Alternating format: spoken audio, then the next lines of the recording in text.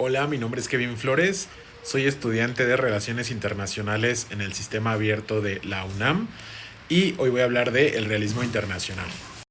Me gustaría comenzar con una pregunta sobre si la guerra es un estado natural, es decir, la paz que vivimos como la que está actualmente, solamente es un estado entre guerras o si realmente existe una paz después de la guerra.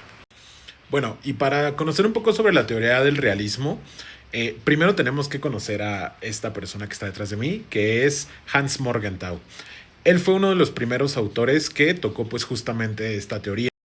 Él postulaba que la política viene de leyes objetivas que vienen de la naturaleza humana. Es decir, que no somos malos por naturaleza, pero sí buscamos poder. También debemos tener presentes tres conceptos clave. El primero es justamente el anarquismo mundial. Esto se refiere a que como tal no hay un gran leviatán que sea quien controle o quien pueda gobernar a los gobiernos, valga la redundancia, ¿no? No existe alguien que esté por encima de los gobiernos y que pueda vigilarlos y tener un control o una política mundial.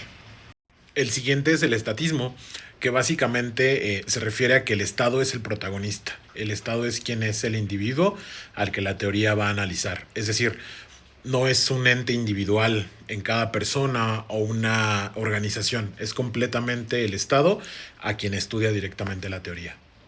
Y por último, el concepto de self-help, que básicamente, retomando el primer concepto del anarquismo, pues nos indica que como el Estado vive en un estado anárquico, valga la redundancia, se tiene que hacer cargo o se tiene que preocupar por sí mismo. Es decir, nadie lo va a ayudar, nadie va a asesorarlo, nadie va a venir en su rescate, sino que el Estado es pues el único que puede autoayudarse.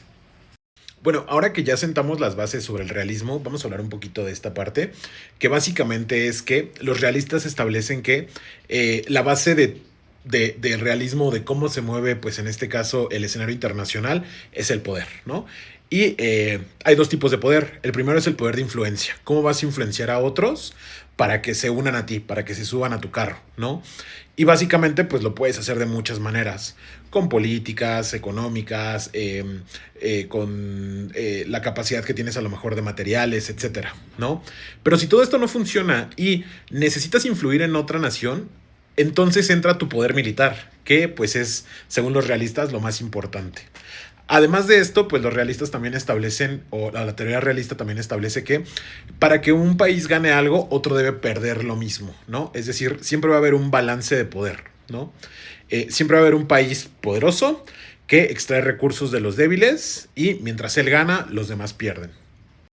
Bueno, ahora vamos a poner un poquito en práctica la teoría para pues hablar justamente con un ejemplo actual, ¿no? Que es pues esto que está aquí, que es el conflicto de Irán contra Estados Unidos e Israel, que es bastante actual de este año 2026.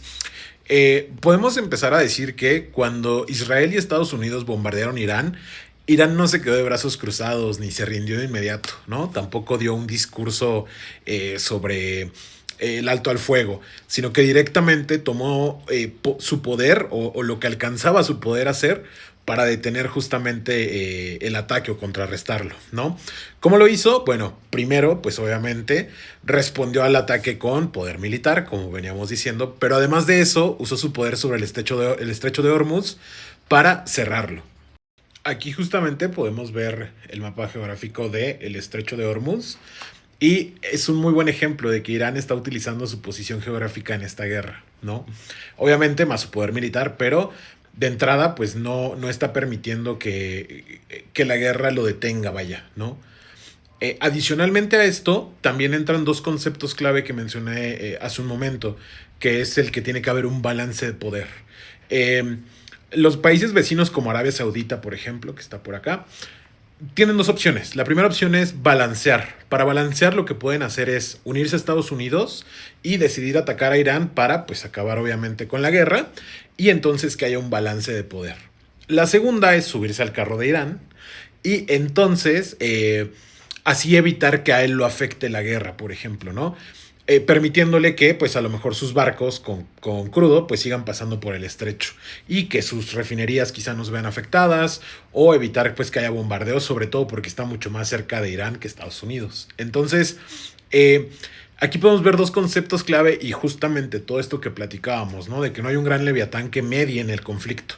A lo mejor la ONU puede dar recomendaciones, la ONU puede hacer algunas reuniones para platicar, para revisarlo y todo, pero realmente no hay una sanción a nivel global.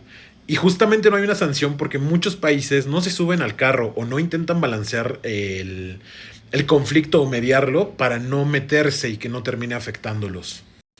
Y bueno, como conclusión de todo lo que mencioné anteriormente, creo que queda bastante claro o evidenciado con el conflicto actual que, pues mientras no haya un mediador internacional, de acuerdo a la teoría del realismo, mientras sigue existiendo esta anarquía a nivel global, pues la fuerza y el poder militar van a seguir mandando. Entonces creo que es una muy buena teoría para analizar justamente el conflicto actual. Especialmente, de acuerdo a varios autores, la teoría es muy buena para analizar guerras o cambios de poder justamente por esta parte. Entonces, pues este fue mi análisis. Les agradezco mucho que hayan visto el video. Mi nombre es Kevin Flores de la materia de modelos teóricos aplicados en las relaciones internacionales, estudiante de la UNAM, y les agradezco. Hasta luego.